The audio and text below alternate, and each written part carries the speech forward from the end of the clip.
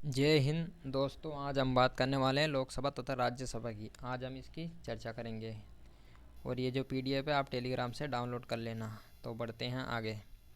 लोकसभा और राज्यसभा दरअसल जो है वो संसद के ही सदन होते हैं। संसद के ही ये सदन होते हैं। हमने जो है संसद की पहले ही चर्चा कर ली है। उसकी जो लिंक है आप इसे जो संसद जो है उसकी जो वीडियो है आप प्लेलिस्ट में जाकर देख सकते हो।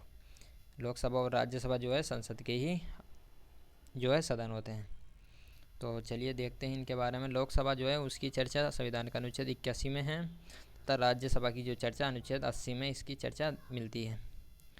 अब लोकसभा को जो है जनता प्रत्यक्ष जो है इसका प्रत्यक्ष रूप से चुनाव करती है और राज्यसभा में अप्रत्यक्ष रूप से चुनाव किया जाता है। इसलिए लोकसभा को लोकप्रिय सदन या चर्चित सदन तथा जो राज्यसभा है उसको हम शिक्षितों का सदन कह देते हैं। अब इसके कार्यकाल की बात करते हैं तो लोकसभा का कार्यकाल जो है 5 साल का होता है या इससे जो है इससे पहले भी इसका हम विघटन कर सकते हैं लोकसभा का। लेकिन जो राज्यसभा है वो स्थायी होती है और इसके जो सदस्यों का कार्यकाल 6 वर्ष के लिए होता है।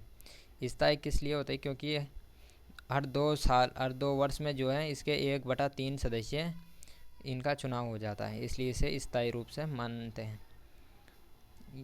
अब लोकसभा जो है स्थायी होती है तथा निम्न सदन इसे कहते हैं और राज्यसभा स्थायी तथा उच्च सदन इसे कहते हैं। अब यहाँ पर एक लोकसभा की प्रमुख विशेषता है कि जो प्रधानमंत्री होते हैं वो बहुमत के आधार पर लोकसभा से ही चुने जाते हैं। इसलिए लोकसभा को हम प्रथम सदन कहते हैं और इसे द्वितीय सदन कहते हैं क्योंकि प्रधानमंत्री यहाँ से नहीं चुने जाते हैं।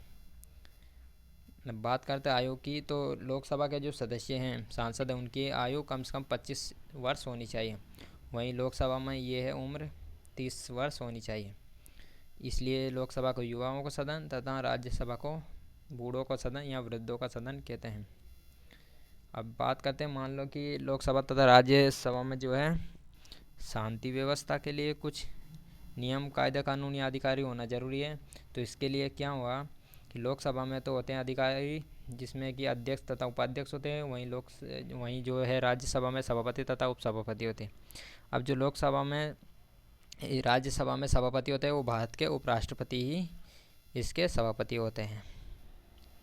अब इसके सदस्यों की संख्या देख लेते हैं कि लोकसभा में जो है अधिकतम 552 है जो कि वर्तमान में 545 है। वहीं राज्यसभा में देखते हैं तो ये 250 है और वर्तमान में 245 इसकी संख्या है।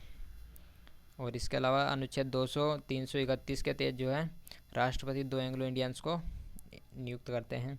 वहीं राज्यसभा में 12 ऐसे अनुच्छेद 80 के तहत राष्ट्रपति 12 ऐसे सदस्यों को नियुक्त करते हैं जो कला विज्ञान एवं समाज सेवक हो। अब यहाँ पर जान लेते हैं कि जैसे जो केंद्र सरकार है उसको संसद ही चलाती है जिसकी चर्चा भाग 5 में मिलती है और प्रांतीय राज्य सरकार को विधानमंडल चलाता है जिसकी चर्चा जो है भाग 6 में मिलती है। अब यहाँ पर जो है राष्ट्रपति को 35 और राज्यपाल को जो है इनकी उम्र 35 वर्ष होनी चाहिए चुनाव लड़ने के लिए। तो ये पीडीएफ आप टेलीग्राम से डाउनलोड कर लेना और मिलते हैं अगली वीडियो में।